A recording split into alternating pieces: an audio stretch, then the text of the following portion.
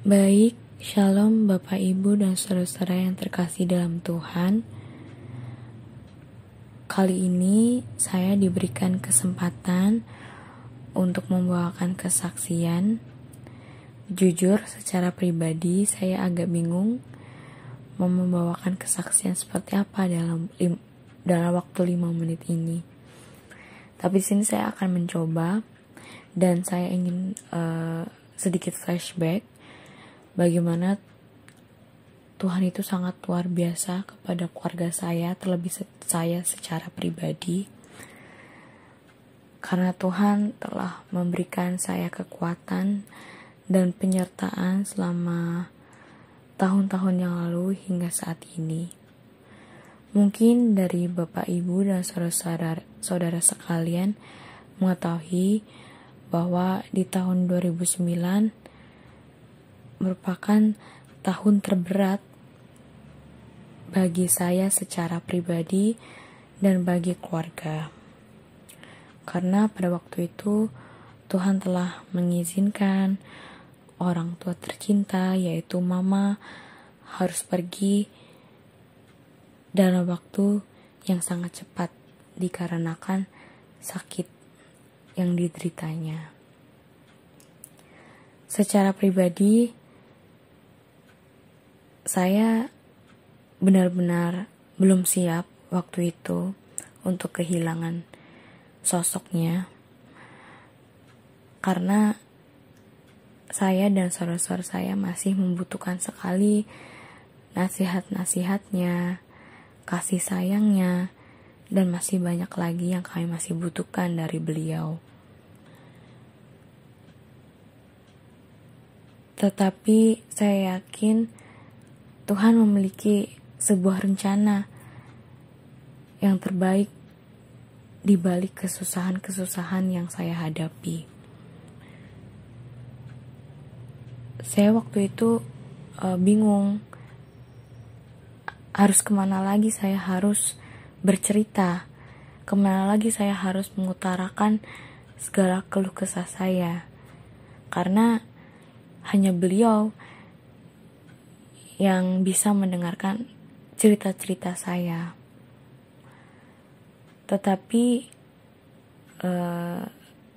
setelah itu saya berdoa kepada Tuhan agar Tuhan tetap menyertai saya, tetap memberikan saya perlindungan dalam hari-hari saya.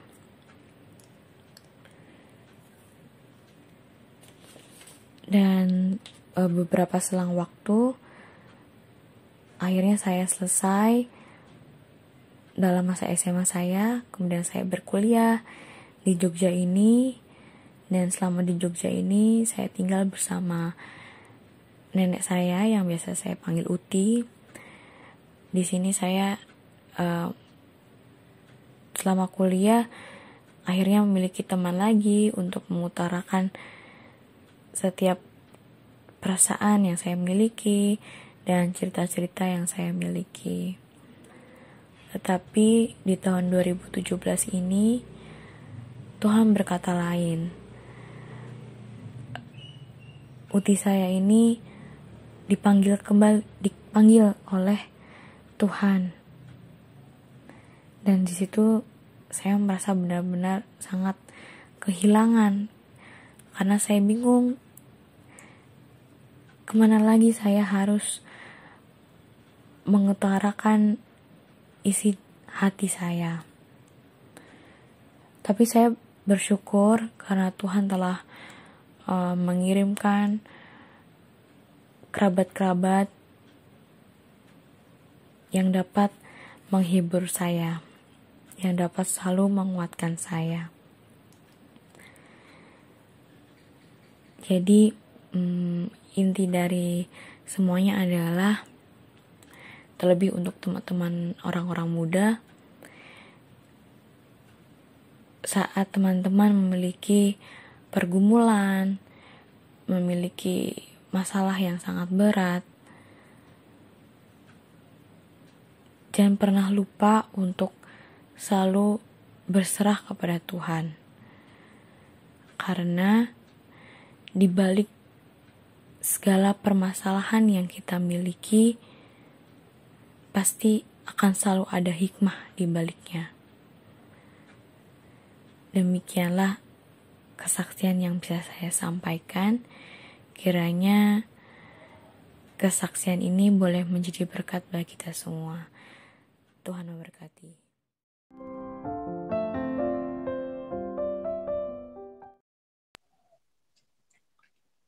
Oke, baik Bapak Ibu saudara-saudara sekalian, pemirsa dari channel YouTube Gereja Masyiat Benar ke-7 Timoho Yogyakarta. Kembali lagi di dalam seri ringkasan pelajaran Sekolah Sahabat, kali ini bersama saya William Varius yang akan memberikan ringkasan pelajaran kita pada pekan hari ini. Pekan kali ini pelajaran yang ke-6 di triwulan yang kedua tahun 2021 dengan judul pelajaran Benih Abraham. Namun sebelumnya kita sama-sama berdoa.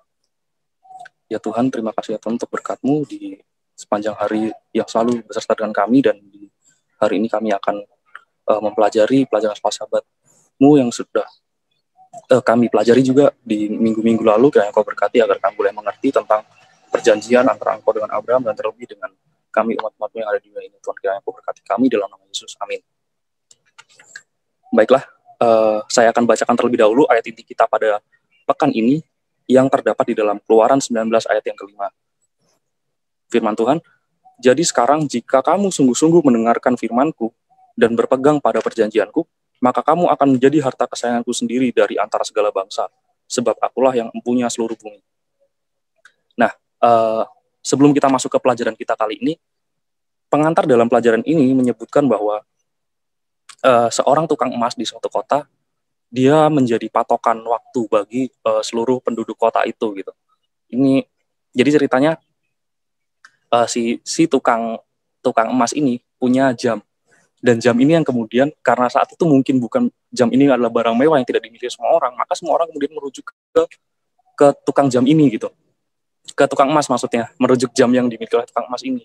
Nah, hanya saja kemudian ketika jam itu mati, semua penduduk yang lain, karena tidak ada jam lain ya di tempat itu, jadi hanya merujuk ke jam itu, dan mereka berpikir bahwa oh ini masih belum ada jam 9, masih jam 8.45.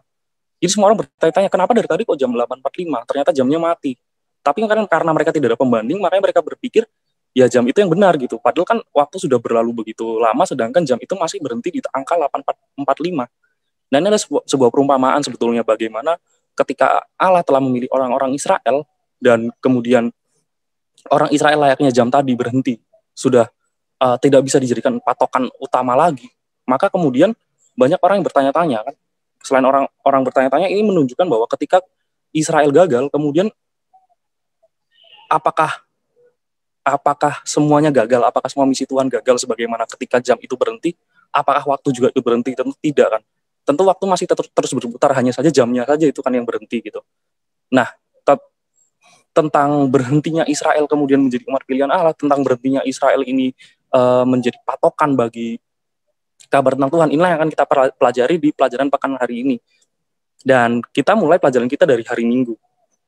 Hari Minggu ini mempelajari dengan judul Di Atas Segala Bangsa. Nah, sebenarnya menarik ya, di atas segala bangsa dalam tanda kutip. Seperti kita tahu bahwa orang-orang Israel, bangsa Israel, umat-umat Tuhan yang ada di Israel, ini adalah umat-umat yang sudah dipilih dan dikhususkan oleh Allah. Sejak yang kita pelajari di minggu-minggu lalu tentunya ya, bahwa ketika Abraham sudah dipilih oleh Tuhan itu sendiri, sudah diberikan perjanjian, salah satu perjanjiannya adalah ia akan menjadi bangsa yang besar, bangsa yang sebenarnya Abraham sendiri akan menjadi berkat, dan tentu bangsa itu diharapkan juga menjadi berkat. Nah, tentu ini suatu keistimewaan yang tidak semua bangsa dapatkan gitu kan. Tentu menjadi pertanyaan ya, kenapa kemudian hanya Israel yang dipilih oleh Tuhan gitu? Kenapa nggak bangsa-bangsa lain? Karena kan bangsa nggak hanya satu, nggak hanya Israel gitu. Di sekitar itu masih banyak bangsa-bangsa lain kan. Nah, kemudian kenapa hanya Israel? Nah, ini tentu menjadi pertanyaan, dan kemudian kalau disuruh mencari jawabannya, tentu kita juga nggak bisa jawab ya, karena itu bagian dari hak prerogatif Tuhan tentunya, dan kemudian Allah pasti punya misi lain. Hanya saja kemudian yang bisa menjadi katakanlah salah satu alasan yang bisa kita lihat secara langsung ya, secara menggunakan nalar lah, bahkan katakanlah seperti itu, karena letak Israel ini sangat-sangat strategis. seperti kita tahu, mereka mulai tumbuh berkembang kan di Mesir. Meskipun sebelumnya bukan di Mesir ya, hanya kemudian mereka bertumbuh kembang di Mesir menjadi bangsa yang cukup besar, baik dalam hal jumlah maupun kemudian dalam berbagai macam hal. Dia terletak di tempat yang sangat-sangat strategis sebenarnya. Dia berada di tempat yang menjadi pertemuan antara tiga kelompok besar, baik bangsa maupun benua, dari Afrika, dari Asia, dan dari Eropa gitu kan. Jadi bangsa Israel itu menempati kawasan yang sangat-sangat ramai, kawasan yang menjadi tempat lalu lalang. Dan inilah kemudian salah satu sebenarnya satu mungkin alasan yang bisa kita terima secara nalar ya, maksudnya bisa kita telisik gitu kan. Itu, tapi kan Allah pasti punya rencana lain sebenarnya, dan itu tentu menjadi rahasia Allah. Bagaimana Allah kemudian hanya memilih Israel gitu kan. Tapi yang jelas bangsa Israel jelas bangsa yang sangat diistimewakan, bangsa yang sangat dipilih gitu kan. Di sini dikatakan sesuai dengan rencana Allah, orang Israel akan menjadi raja dan imam. Bayangkan, akan menjadi raja dan imam gitu kan. Meskipun mereka ini hanya sekelompok kecil awalnya hanya sekelompok kecil orang yang dikatakan tanpa budaya dan martabat yang besar gitu, tidak memiliki kualitas pribadi yang istimewa. Jadi kemudian ketika dalam kondisi seperti ini mereka kemudian menjadi bangsa pilihan, dan kemudian mereka malah mursal atau mereka malah memberontak, mereka malah murtad, malah mereka malah menyimpang, ini tentu menjadi suatu suatu hinaan ataupun celaan. Di sini dikatakan kan di dalam satu tulisan itu oleh J.A. Thomson yang membahas tentang kitab Ulangan, dikatakan bahwa oleh karena itu semua kecenderungannya untuk menyerah dalam status mulia itu adalah satu celaan yang sangat ekstrim. Nah, artinya apa? Artinya ketika bangsa Israel yang sudah dengan kondisi yang katakanlah sebenarnya tidak terlalu istimewa, tapi dia dipilih dan malah dia kemudian memberontak, dia keras kepala, dia tegar tengkuk. Nah, ini tentu menjadi semacam celaan gitu. Sudah dipilih tapi malah nyatanya tidak menggunakan itu dengan baik. Dan dipilihnya bukan sembarangan, dipilih oleh Tuhan langsung kan, sudah diberikan perjanjian dari zaman Abraham gitu kan. Nah, ini pelajaran kita dari minggu ini, bagaimana orang-orang Israel ini sebenarnya adalah orang-orang yang menjadi bangsa pilihan gitu kan. Dan ketika mereka menjadi bangsa pilihan, ya mereka juga dijanjikan suatu tempat, karena kita tahu mereka sebelumnya tinggal di Israel, orang Israel tinggal di Mesir maksudnya, mereka bertahun-tahun, berpuluh-puluh tahun bahkan tinggal di Mesir sebagai hamba, sebagai budak. Dan kemudian ketika mereka dipilih oleh Tuhan, mereka pun dijanjikan suatu tempat di mana mereka akan dapat tinggal, akan dapat hidup sebagai bangsa yang merdeka, akan hidup sebagai bangsa yang memerintah untuk dirinya sendiri gitu kan. Makanya kemudian mereka diberikan tanah perjanjian gitu. Dan tanah perjanjian ini itu yang kita pelajari di minggu-minggu lalu kan, ini sudah dijanjikan sejak zaman Abraham. Baik kepada Abraham, kemudian kepada anaknya Ishak, kemudian kepada anaknya Yakub. Yakublah yang kemudian membawa cikal bakal orang Israel di Mesir, kita tahu kan. Nah, ini tanah ini sudah dijanjikan. Dan tentu berkat ini tidak sedikit, saya kira. Ini suatu hal yang luar biasa karena coba pemirsa bayangkan ketika mereka hidup sebagai bangsa yang diperbudak, bangsa yang disuruh bekerja di bawah tekanan, di bawah tindasan, nyatanya mereka dijanjikan suatu tanah yang ya, tanah itu kan menjadi hal yang sangat krusial gitu. Tanah itu tempat mereka berproduksi, tanah itu tempat mereka menghidupi dirinya sendiri. Nah, ini janji yang diberikan Tuhan kepada orang-orang Israel masa itu gitu. Hanya saja kan kita juga pasti sudah sangat-sangat paham bagaimana di dalam perjalanannya pun, di dalam proses mereka keluar dari Mesir menuju tanah Kanaan, mereka juga banyak sekali melakukan hal-hal yang ya sifatnya mereka sudah melanggar gitu. Mereka bangsa yang dipilih, tapi bangsa yang tidak kurang-kurangnya melawan pelanggaran dan melawan Tuhan gitu kan. Nah, di sini katakan bagian pertama dari kitab Ulangan pasal 28 memberikan garis besar berkat-berkat yang akan diterima bangsa Israel jika mereka menuruti kehendak Allah. Nah, bayangkan jika mereka menurut ya. Bahkan ketika mereka tidak menurut, mereka masih diberikan sebenarnya gitu. Namun di samping berkat, ya ada kutukan juga gitu. Ketika mereka nurut, mereka mendapatkan berkat, tapi ketika mereka melawan, ketika mereka tidak menurut, ketika mereka dalam bahasa keseharian yang ngeyel, ya mereka akan mendapatkan kutuk juga kan gitu. Di sini dikatakan kutuk-kutuk ini secara umum meskipun bukan secara keseluruhan, dimulai dengan memberikan kesempatan kepada dosa dan menjalankan akibat-akibat jahatnya. Dia yang menabur dalam daging akan menuai dalam daging. Dan semua janji yang berhubungan dengan tanah itu bukan tidak bersyarat.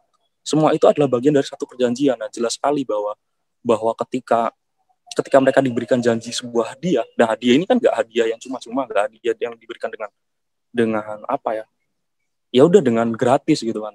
Ada janji yang disertai dengan perjanjian gitu. Dan perjanjian kan sebenarnya bukan perjanjian yang memberatkan atau yang susah sih sebenarnya gitu kan kalau kita pahami dengan nalar sekarang misalnya. Tapi nyatanya emang ini adalah bangsa yang sudah dipilih dan diberikan keistimewaan yang luar biasa, diangkat statusnya dari kelompok budak menjadi kelompok yang akan memiliki tanah sendiri. Tapi dengan melihat pola tingkah lakunya tentu kita akan selalu bertanya-tanya, kok bisa gitu bangsa yang terpilih melakukan tindakan yang penuh dengan pelanggaran-pelanggaran terhadap Tuhan sendiri gitu kan. Dan di sini misalnya jika pemirsa baca di dalam kitab Imamat pasal 26 ayat 27 sampai 33, di situ kita akan tahu gitu kan bagaimana sebenarnya janji-janji Tuhan itu sangat nyata gitu. Janji-janji Tuhan kepada bangsa Israel saat itu gitu, jika ya kalau mereka menuruti ya mereka akan mendapatkan apa yang sudah dijanjikan, tapi jika mereka membangkang, memberontak ya kutukan sebenarnya akan menimpa mereka gitu. Hanya kemudian kita masuk ke hari Selasa. Di hari Selasa kita baca di dalam Yeremia 11 ayat yang ke-8 dikatakan, tetapi mereka tidak mau mendengarkan ataupun memperhatikannya, melainkan mereka masing-masing mengikuti kedegilan hatinya yang jahat. Maka aku telah mendatangkan ke atas mereka segala perkataan perjanjian ini yang telah kuperintahkan dipegang, tetapi mereka tidak memegangnya. Nah, saya kira sangat keras sekali amaran yang disampaikan oleh Nabi Yeremia gitu, kepada amaran yang menggambarkan bagaimana sebenarnya tingkah laku orang-orang Israel itu sendiri. Disebutkan mereka itu degil hatinya dan jahat gitu. Karena apa? Karena gimana ya? Itu tadi seperti yang saya ulang-ulang saya tekankan kan, ketika mereka sudah diberikan perjanjian yang sebenarnya sangat-sangat itu menguntungkan gitu kan, bukan perjanjian yang merugikan ataupun perjanjian yang menyengsarakan. Itu perjanjian yang menguntungkan, sangat-sangat menguntungkan bahkan untuk orang-orang Israel. Tapi mereka memilih apa? Memilih menjadi orang yang degil, orang yang jahat. Dan kemudian ya jelas ada konsekuensinya dari itu semua kan gitu kan. Makanya di sini dikatakan, sayang sekali sejarah nasional bangsa Israel sebagian besar adalah pola kemurtatan yang berulang-ulang, diikuti dengan penghukuman Allah, pertobatan, dan satu periode penurutan. Nah, jadi mungkin kalau kita baca di perjanjian lama terutama, kita akan membaca terutama di kitab Musa sampai ke kitab sejarah ya. Di situ kayak rasanya cukup membosankan gitu melihat bagaimana orang Israel, bangsa Israel baik ketika baru keluar dari Mesir maupun ketika sudah menempati tanah perjanjian di Kanaan maksudnya. Mereka tidak henti-hentinya melawan gitu. Melawan dalam artian iya mereka membangkang. Mereka melakukan penyembahan berhala, mereka bersekutu, bahkan mereka ikut-ikutan menyembah Allah ilah-ilah yang disembah oleh orang-orang kafir ketika itu gitu kan. Mereka mengikuti bangsa-bangsa di sekitarnya menyembah selain daripada Allah itu sendiri gitu kan. Jadi mungkin Bapak Ibu saudara-saudari bisa bayangkan betapa ketika mereka sudah bertindak seperti itu pun Tuhan sebenarnya masih terus mencurahkan berkat-Nya untuk mereka gitu kan. Oke, dalam satu sisi mereka juga tetap maksudnya diberikan penghukuman iya gitu. Tapi secara umum kan bayangan mereka masih tetap mendapatkan berkat itu. Mereka masih bisa berdiam di negerinya, masih tetap memperoleh makan lah paling sederhana kan. Itu tadi, tapi ya pembangkangan ini sampai kadang-kadang saya pribadi membaca kitab Musa ataupun kitab sejarah sangat lelah gitu melihat kayak bagaimana mereka ini tidak henti-hentinya gitu kan mengulang-ulangi pelanggaran-pelanggaran yang sebenarnya sudah cukup sering mereka lakukan gitu. Mereka melakukan pelanggaran terus kemudian diberikan hukuman oleh Tuhan, mereka bertobat, tapi ya gitu terus polanya selalu diulang-ulang gitu kan. Dan kemudian kita baca lagi di hari Selasa ini bahwa disebutkan hubungan perjanjian adalah komitmen, sesuatu yang serius dan suci sama seperti perkawinan, yang menjadi alasan mengapa Tuhan menggunakan gambaran yang Dia lakukan. Jadi jelas sebenarnya perjanjian ini bukan perjanjian perjanjian yang main-main gitu, bukan perjanjian yang kayak antara misalnya dua orang pebisnis yang sedang bikin perjanjian yang hanya sekadar untuk menguntungkan diri sendiri gitu kan, dan kalau perjanjiannya nggak ditepati ya udah ditinggalkan gitu aja, enggak. Kan perjanjian ini perjanjian komitmen yang sangat-sangat mengikat sebenarnya, mengikat antara Tuhan dengan Allah, dengan umat-umatnya gitu, orang-orang Israel yang sudah dipilih ini. Karena orang-orang Israel ini kan dipilih bukan sembarang dipilih ya, bukan dipilih hanya karena mereka ini ditindas terus kayak nanti diselamatkan oleh Tuhan, enggak. Maksudnya ada misi lain sebenarnya kan yang diberikan kepada mereka, yaitu misi penyelamatan tentu saja kan, misi mengabarkan gitu. Dia mengabarkan kepada bangsa-bangsa lain sebenarnya, bukan malah mereka menjadi seperti bangsa-bangsa lain, tapi justru harusnya mereka yang mengabarkan ke bangsa-bangsa lain. Nah, inilah kemudian yang menjadi sebenarnya inti dari pelajaran sejak hari Sabat, Minggu, Senin sampai Selasa gitu, dan kita masuk ke dalam hari Rabu. Nah, pertanyaannya kemudian kan seperti ini, ketika orang Israel ini selalu selalu memberontak, selalu melawan, selalu membangkang, selalu mursal gitu kan. Nah, sebenarnya apakah semua orang Israel melakukan hal yang sama?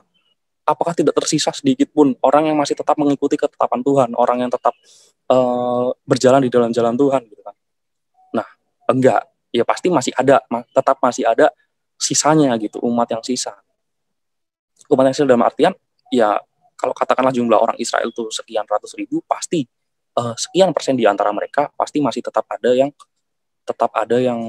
katakanlah tetap menurut gitu, tetap hidup sesuai dengan apa yang sudah Tuhan firmankan gitu kan. Makanya kemudian kalau Bapak Ibu saudara-saudari sekalian bisa buka di dalam Alkitabnya, di dalam kitab Yesaya pasal 4 ayat ketiga, misalnya Yesaya 4 ayat ketiga, yang di situ disebutkan bahwa tetap ada orang-orang yang tersisa di Yerusalem gitu kan, yang akan disebut orang-orang kudus. Jadi nggak serta-merta semua satu Israel penuh itu akan membangkang, memberontak gitu kan. Tetap masih ada sisa-sisanya gitu kan. Dan bisa dibuka di dalam kitab Mika juga, kitab Mika pasal 4 ayat yang ke-6 dan ke-7. Di situ Tuhan menyebutkan bahwa Ia akan mengumpulkan orang-orang yang terpencar-pencar. Orang-orang yang terpencar ini maksudnya apa? Begitu banyak sebenarnya orang-orang yang masih menurut, masih mengikuti jalan Tuhan, hanya kan mereka kan berada di tempat-tempat yang pasti, yang tempat yang berlainan. Ketika itu kan wilayah Israel sudah dibagi-bagi kan sesuai dengan puak-puak mereka atau dengan suku-suku mereka gitu. Nah, ini kan di satu sisi memang ini letter luck bahwa Tuhan akan mengumpulkan orang yang terpencar. Di satu sisi ini adalah kiasan gitu bahwa pengikut Tuhan tuh masih banyak sebenarnya gitu kan. Hanya mereka mungkin tidak langsung bergelombol menjadi satu kekuatan yang besar, enggak. Mereka masih terpencar-pencar, dan mungkin di dalam terpencar-pencar mereka itu mereka mengalami berbagai macam hambatan. Di sini diperumpamakan dengan mereka ini adalah orang-orang yang pincang. Nah, ini yang kemudian akan tetap dipelihara oleh Tuhan. Sebisa mungkin tetap generasinya tidak akan terputus gitu gampangnya. Generasi orang-orang yang tetap menurut kepada Tuhan ini nggak akan pernah terputus gitu, nggak akan bisa dibilang nggak akan ada satu generasi yang terhilang atau terpotong, atau kayak dalam satu generasi ada yang benar-benar sama sekali tidak ada yang menyembah Tuhan lagi, enggak. Tetap ada. Dan misalnya dibuka di dalam kitab Zefania pasal yang ketiga ayat 12 sampai ke 13, di situ juga Tuhan sudah menyebutkan bahwa akan tetap ada sisa-sisa orang Israel. Nah, tentu orang-orang Israel ini bisa secara letterlek memang masih ada tersisa orang-orang Israel itu sendiri maupun orang-orang Israel secara rohani. Nah, ini Israel rohani itu apa? Nanti akan kita bahas di hari berikutnya ya. Nah, di sini disebutkan meskipun rencana Allah bagi orang Israel kuno dirusak oleh pelanggaran, rencana itu tidak pernah sepenuhnya gagal. Di antara rerumputan masih ada bunga-bunga yang bertumbuh. Banyak nabi perjanjian lama berbicara tentang orang-orang yang setia yang tersisa, yang akan dikumpulkan Allah padanya sebagai satu karangan bunga yang indah. Nah, persis ya, bahwa di antara orang-orang Israel kuno yang tadi membangkang, memberontak tadi, ya masih tetap ada yang tersisa gitu. Yang diumpamakan seperti di tengah padang rumput, pasti masih akan ada tersisa bunga-bunga yang mungkin tumbuh meskipun dengan susah payah ya, tapi tetap ada gitu artinya. Dan dikatakan berikutnya, tujuan Allah menciptakan dan memelihara satu umat yang sisa adalah sama seperti pada orang Israel, untuk menggunakan mereka sebagai alat yang ditentukan Allah untuk menyatakan kemuliaanku di antara bangsa-bangsa. Kemuliaanku, kemuliaan Tuhan. Ini ditulis dalam Yesaya 66 ayat yang ke-19, bahwa ya umat-umat yang sisa ini yang tetap mempertahankan keimanan, kepercayaan, dan diharapkan orang-orang yang sisa inilah yang akan mengabarkan kepada orang-orang lain, bangsa-bangsa lain. Tentunya seperti itu ya. Dan di Zakaria 14 ayat yang ke-16 disebutkan, dengan cara ini orang lain akan bergabung dengan orang yang setia menyembah Raja Tuhan semesta alam. Persis ya, bahwa akan selalu ada orang yang tetap memelihara kebenaran gitu. mungkin minor jumlahnya, pasti minor gitu, pasti nggak akan banyak gitu kan. Makanya di pelajaran hari Rabu ini ada satu pertanyaan menarik yang Bapak Ibu bisa perhatikan di dalam buku Salah Sahabatnya masing-masing gitu kan. Di sini ada pertanyaan, ini ilustrasi ya tentunya pertanyaannya, tapi mungkin dalam beberapa hal sering kita temui di dalam kehidupan nyata gitu kan. Pertanyaannya, beberapa tahun yang lalu seorang wanita muda meninggalkan kekristenan sepenuhnya. Penyebab utamanya adalah dia lemah karena dosa, kemurtatan, dan kemunafikan yang dia lihat di dalam gereja lokalnya. Si perempuan ini berkata, orang-orang itu bukanlah orang-orang Kristen yang sungguh-sungguh, katanya. Dan dia akhirnya menggunakan alasan itu untuk menyerah, untuk keluar juga gitu kan, karena dia mungkin tidak tahan melihat, wah ini orang-orang gereja penuh dengan kemunafikan gitu. Nah, kemudian kan di sini kan ada pertanyaan kan di akhir ilustrasi ini. Mendasarkan jawaban Anda pada prinsip pelajaran hari ini, mengapa alasannya begitu cacat? Wah, saya kira ini pertanyaannya sangat gamblang ya, sangat vulgar bahkan gitu. Bahwa kalau mungkin nggak sering dengar ya, banyak orang yang kemudian menjadi lemah, menjadi mungkin saya keluar aja dari gereja ini, saya mau keluar dari gereja Advent karena gereja Advent isinya penuh orang-orang munafik. Nah, tentu ini bukan menjadi alasan ya. Meskipun pertama patut kita ingat tentu tidak bisa dibenarkan ya segala tindakan kemunafikan, kejahatan, dosa dan sebagainya tentu tidak bisa kita benarkan dan itu memang salah gitu. Tapi di sisi lain juga itu tidak bisa jadi alasan bagi kita untuk meninggalkan Tuhan. Hanya karena kita melihat bahwa orang-orang yang mengaku menyembah Tuhan melakukan kejahatan. Karena apa? Ya lihat di zaman Israel. Di zaman Israel, hampir semua orang juga membangkang gitu. Tapi apakah ketika teman-teman kita, bahkan keluarga kita, atau orang gereja kita membangkang, kita ikut-ikutan membangkang pada Tuhan maksudnya? Ya tentu nggak usah gitu. Maksudnya kita beriman tuh ya hanya kepada Tuhan, hanya pada Yesus, hanya pada Allah. Nggak hanya beriman karena ikut-ikutan, nggak hanya karena kita melihat teman kita, sahabat kita, mungkin ataupun ketua jemaat kita, ataupun pendeta kita melakukan kesalahan dan kita menganggap keimanan kita perlu juga keluar gitu. Kita ya udahlah nggak usah menyembah Allah. Ya nggak seperti itu Bapak Ibu sekalian, Bapak Ibu saudara-saudari sekalian gitu. Kita harus menjadi orang-orang yang ya hanya memandang pada Allah gitu. Jangan pernah menjadi orang yang hanya ikut-ikutan. Makanya Allah menekankan kan di sini umat-umat yang sisa itu ya justru gunanya ketika kita sadar ada yang salah dan kita sadar kita bisa dalam beberapa hal kita bisa berkontribusi untuk membetulkan, ya itulah tugas kita, bukan malah kita ikut-ikutan keluar gitu. Jadi ini tentu pesan yang sebenarnya cukup keras ya bagi siapapun, termasuk bagi saya sendiri, bahwa jangan pernah sekalipun memandang pada manusia gitu. Sekalipun ya memang kita semua bergaul hidup dengan manusia, tapi dalam hal keimanan jangan pernah sekali-kali kita memandang manusia, pandanglah pada Tuhan. Karena ya hanya Tuhan yang nggak akan pernah berbohong, hanya Tuhan yang nggak akan pernah ingkar gitu. Itu ya pesan terutama. Dan kemudian kita masuk ke hari Kamis. Nah ini tadi saya bilang bahwa ketika orang-orang Israel kuno sudah gagal memenuhi tugas yang diberikan Allah, janji yang diberikan Allah, mereka sebagai umat pilihan, umat yang harusnya mengabarkan kebenaran kepada bangsa-bangsa lain, ya mereka habis secara letterlek ya, secara bangsa orang Israel gitu kan, mereka ya jelas. Meskipun tadi ada sisanya beberapa, tapi secara umum orang Israel sudah dianggap gagal. Orang Israel, orang Yahudi dianggap gagal untuk memenuhi tugas yang diberikan Allah, janji yang diberikan Allah sebagai bangsa pilihan gitu kan. Nah, inilah kemudian yang menjadi tugas kita sebagai orang-orang Israel rohani. Maksudnya orang-orang Israel rohani itu apa? Iya, bukan berarti kita itu orang Israel, kita sebagai warga negara Israel, atau kita sebagai bangsa Israel, ataupun kita keturunan orang Israel, bukan ya. Kita tetap orang Indonesia, orang Jawa, orang Batak, Ambon, Manado, Padang dan sebagainya ya. Kita tetap orang-orang Indonesia gitu. Hanya kemudian kita disebut orang Israel rohani ya karena kita mewarisi apa yang sebenarnya Allah sudah berikan gitu. Karena Allah di awal sudah memilih bangsa Israel sebagai bangsa pilihan, ya itulah yang kemudian kita bawa gitu. Konsepnya bukan genealogi ataupun keturunan ataupun biologis atau apapun lah. Yang dibuat adalah konsepnya, kita adalah orang-orang yang mengaku masih percaya pada Tuhan gitu. Masih mengikuti apa yang Ia perintahkan sejak awal gitu.